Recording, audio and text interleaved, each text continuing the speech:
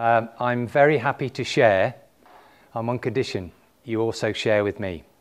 I am here as a co-learner in this area, still trying to dig deeper into the fascinating area of what I call professional learning communities and how we can sustain them for you as principals and leaders. And I too am faced with that challenge too. I have a job that I love. That's why I'm still doing it. What a privilege. A privilege to meet people across the world, and also to give people back in England something called space.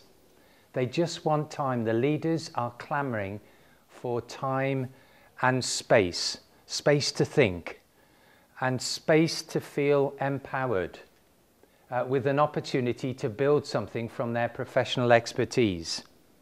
Now, I'm going to speak openly and candidly with you about the system we have in England. And yet, despite that, there are still like minds who gather together around themes of mutual interest for one most important reason: to help the children of their communities, their students, grow. That's what their business is about. It's just that certain legislative things are trying to take their eyes off the ball at the moment, and it's fondly called the coalition government. Now, I know this is being filmed. I believe in what I say, and I will not retract words, but I will try and be professional. And when I pause, you would need to read between the lines. First of all, though, what I like, and I want this to be reasonably interactive, please. I'm not here to lecture to you. I don't do that. So I'm sorry if I disappoint you in that way. Just for a moment, jot down one or two important challenges that you are faced with as leaders within Victoria. Just headline statements, please. Some of the key challenges that you are currently faced with, please.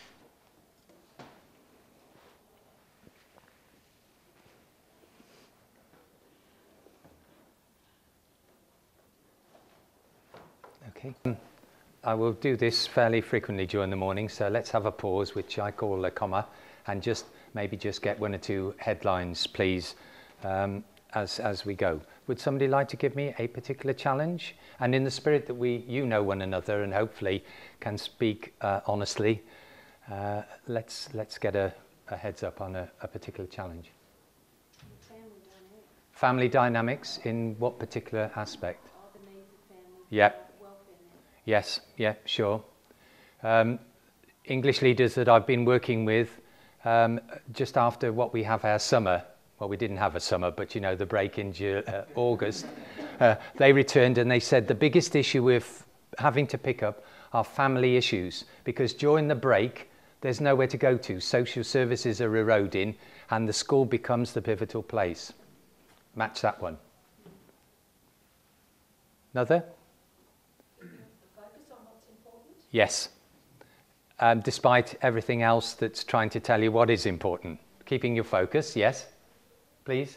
There's a constantly shifting environment and trying to keep up with it. Yeah, we'll come to that word that only has about 6 letters, but it's a very dynamic thing you'll see at the moment. It's the constant shift, yes. One more? Taking an extra workload because of the attraction of middle management. Yes, okay. Increased workloads for senior leaders, principal, because of maybe not so many people, or maybe not the talent within the middle layer. Here we are. Let me play you through some of the themes that are facing the English school leaders. I hope you can see the. Yep, sure. Challenge, aspiration and building capacity, partnerships, retaining moral purpose, communities of learning, learning being the key word, creative and innovative practices in a time of direction and constraint, networks of learning, holding on to research and inquiry. This is the interesting partnership with universities. Big issue of sustainability, and also with that is succession. Collaboration between people in a time of fragmentation through policy, values and being valued, and finally, sharing the learning. and not being isolated. And then comes the key word that hinges on what you've just said. Change as a constant. 'Twas always thus, I suppose, but actually we are now faced with quite an interesting coalition dynamic. And this is a genuine photograph. It's not been hammed up. Here we have Michael Gove, the Secretary of State for Education from the time of the coalition in 2010. Here's the Deputy Leader of the coalition, Nick Clegg, Liberal Democrats. And it could almost be the head teacher and a naughty student. But actually, I'm going to pose you a question, because Michael Gove has actually implemented educational legislation faster than many terrorist acts. Okay, get a sense of the shift. There was a plea for a little bit of peace and quiet for some time, but actually he introduces legislation so quickly that, let me give you this. A friend of mine works in the National College, a strategic leader for the National College of School Leadership, and she's restless in the morning and calms down after lunch. Why? Because the critical point is, if a new piece of legislation hasn't been introduced by 12 o'clock, she's got the afternoon to relax. I don't joke. That's the sort of pace. Now, what it is headline statements and not a lot of detail beneath, because schools have called out for autonomy. We want less bureaucracy. So do you get the picture? Over to you. And then you say, well, give me a little bit of clarity of policy. No, you wanted autonomy. Now you create it. And then we have the paradox that actually you need to collaborate. So this is the dynamic that we're in. We have a system in England, and it's interesting that no other country in the world has actually introduced it as such, called Ofsted, the inspection service. We now have a chief HMI who leads the inspection service called Sir Michael Wilshaw. We have a regular paper called the TES, and he represents himself in the TES when he was asked, so what's the image of you, Sir Michael Wilshaw, as Clint Eastwood. He rides into the show, shoots from the hip, and his one of the key statements is, you don't have to be liked in order to get improvement to happen. That hurts me a great deal, because I think relationships are key. I don't mind giving a difficult message, but I think it's built on, as we'll go through, our trust, confidence, competence. But he shoots from the hip. So I want you to look, with Phil's help in a minute, perhaps at this little video clip. I've brought some out and we've managed to hook it up this morning, but not seamlessly as one, I'm sorry, but we've got the technology department to help with this one. And I want you to look at this little video clip and tell me who you think might be Sir Michael Gove, the Ofsted inspector, and the school principals. Do move if you can't quite see it. I can't explain to you.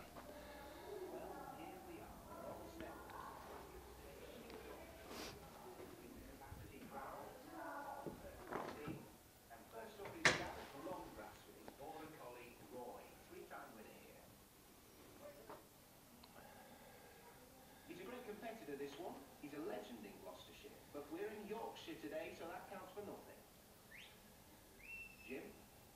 Jim? He's taking a little wide. Very careful not to spook them. Yes, 10 out of 10 for the outboard. That's great work there from the young dog. They're bang on course for where they want to go. This lad is a wizard at whistling. And he's got them all through. Yes, this is nice.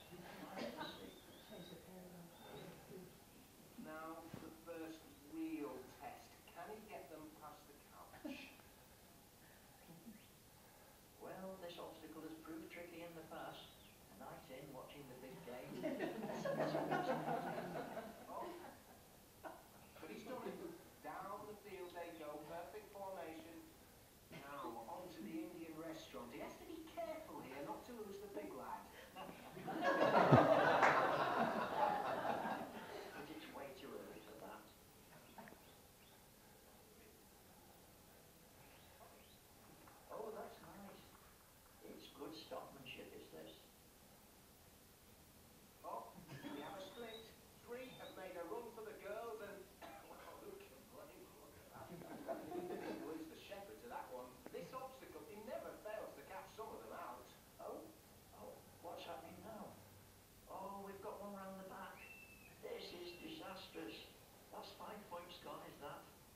It's edge of the seat stuff, this gin. You could hear a pin drop if we weren't in a field. Oh, and through the drive gates they go. Oh, it looks like one of them has got a text from the missus. That could be the end of his night. Oh, but look at that. Straight into the pub they go. That is lovely stuff. Textbook herding right there, all over, like a rash. Who is your daddy? That's what the dog is saying. The crowd's going wild here. Round up your mates for a Guinness. This is St Patrick's Day, Saturday, March 7th. Okay, well, bear with me. The context of the English system, where they are rounded up by Ofsted through gates. They have to get through certain gates. It's often called jumping through hoops. And along the way, there are distractions. It might be called creativity in learning. It might be, well, a whole host of things. And there we end up then, all graded and penned, where we publicly acknowledge what everybody achieves. And you will have probably heard of that. So here is our agent of change for you to consider. And what I'm encouraging you to think about, as I do with leaders within our country, is to know the legislation, but also to know where the gaps are. Now, I liken this to, I play a great deal, well, I try to play a great deal of cricket. And when I go and have my session in the indoor nets and really reacquaint myself with the game that I love, that's my breakout. The coach often says, okay, Tom, when you come in to bat, what do you look at? Where the fielders are or where the gaps are? And initially I said fielders. He said, no, go for the gaps. That's where you get the runs. So here's my challenge to you. Look at legislation, know it absolutely pivotedly, but know where the gaps are for you as leaders to be creative and then help to work on those areas that actually really will, I believe, when galvanized with some of the legislative pieces, make a difference to learning. There's an athlete in England. We've had a great summer of athletics too within the Olympics. He's retired some time now, and he's Chris Akabusi. And he has a lovely phrase that says, the past is for reference, not residence. And we have an awful lot of leaders at the moment who reside in the past. Oh, we can't do anything because. Now, I know that's asking a lot of your energy, but I believe this is where professional learning communities, the network of like minds with talent, can come together, explore gaps for mutual benefit, and stand together. Because our system is great at isolating you and shepherding you through different pieces. But if you have a collective around core principles and values and a strong sense of moral purpose for the young people that you serve, you've got a better chance. I don't guarantee success, but here are some of the things within the white paper. So the white paper came when the coalition started in 2010, and it says this: work with each other to improve. It's in there. Locally, we rely on schools to work together and enable more schools and clusters of schools to support one another. And it really is a significant piece. That's the collaboration. In all the legislation, there are many more pieces that you could use. But sadly, we are finding that governors, now we have boards of governors that look after each school. In fact, they make appointments of our head teachers. They are now, as I'll show you in a minute, required to do much more legislatively in terms of standards. But only 1 in 5 are agreeing with this trend and this shift that is happening. That's a poor percentage. And these people are not paid. They're volunteers. And they will spend maybe half a dozen meetings a year to do this. There are 5... oh, by the way, we have frameworks for Ofsted. And this year, we've already had 2. Okay? 2 frameworks. So you don't know whether you're talking about the new framework or the old new framework or the old framework. You know, we've had 4 or 5 over the last 3 or 4 years. So it's not a level playing field. But what they're doing is ratcheting it up now to these 5 key points. Here are 5 key elements. I'm sure they'll resonate with you, There's nothing particularly objectionable, but maybe at last we're getting to the key issues and knowing that's what we've really got to focus on. One, teaching and learning, right, that's our business, but progress over time. Ofsted used to come in and make a 20-minute observation and judgment on a teacher. How would you feel? You know, some days you have a good 20 minutes and other days it's just not it. Now it's over time. So the emphasis is on showing progress in different ways, through students' work, through conversations, through record keeping. I think that's a better thing. So it's got to show where the pluses and minuses are over time. All pupils attaining. Yes, we used to call it personalised learning. We can't use that now. There were certain phrases that were banned with the coalition, and one of them is personalised learning. But I'm sorry, when I was a head teacher, it was always about every child. Every child matters. Big challenge, a big call, isn't it? And many school brochures in terms of their vision statements. All children will. It's called equity. And that's absolutely critical. But we're looking now at how the individuals and groups and any individual that has additional funding. We have a system called free school meals, which is now being called the pupil premium.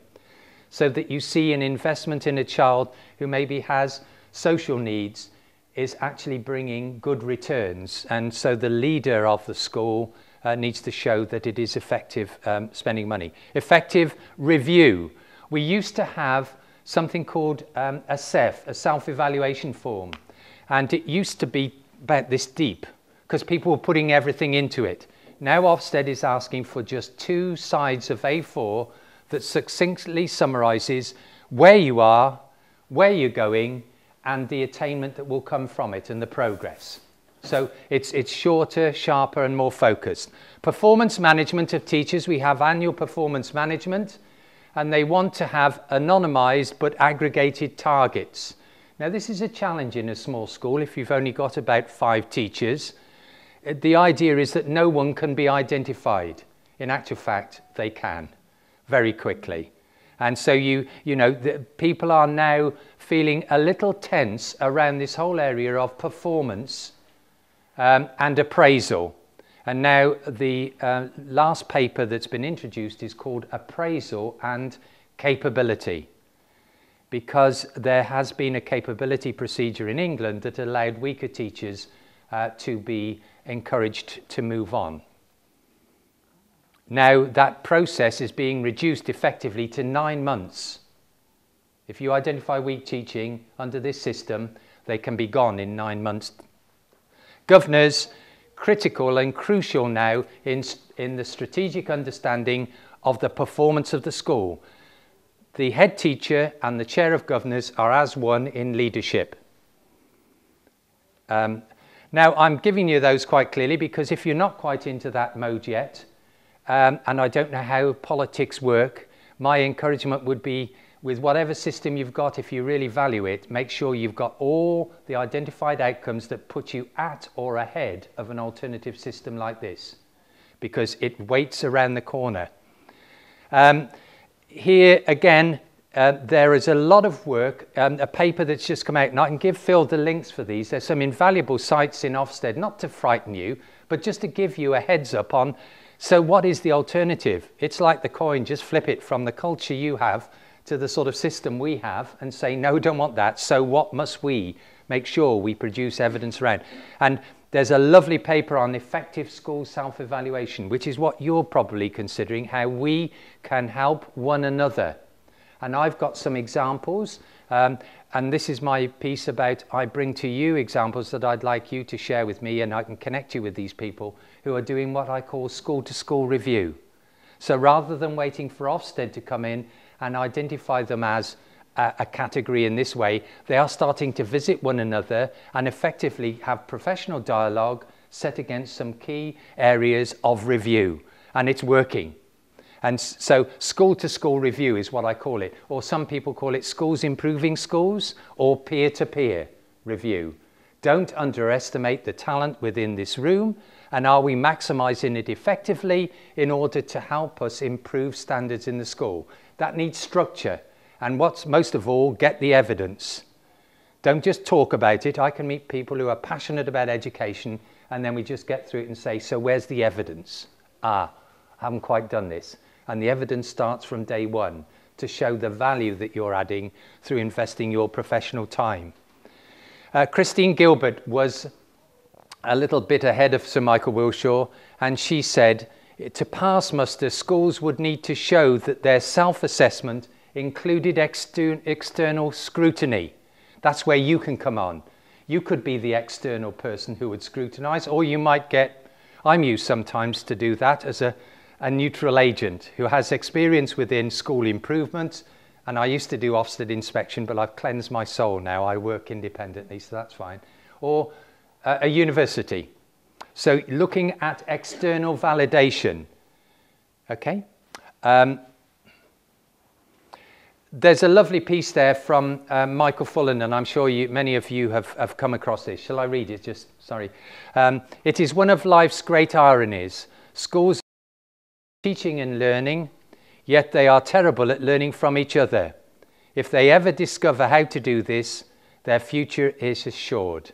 2001. And I am still finding pockets in England where probably people are just fatigued and tired and worn down and being cornered. But they don't talk one to another, or sometimes even within the same school. Within the same school. And I often go and they're doing audits saying, Tom, we've got to bring in somebody to do this. And the irony is they've got that talent and resource within the school. It really is that bad. So you can see sometimes why this Ofsted regime is sweeping in, because there are pockets of underperformance. Here's my challenge. You do not leave a room without knowing the talent that's within that room, and have we today made a difference to the children that we serve from our conversation and dialogue?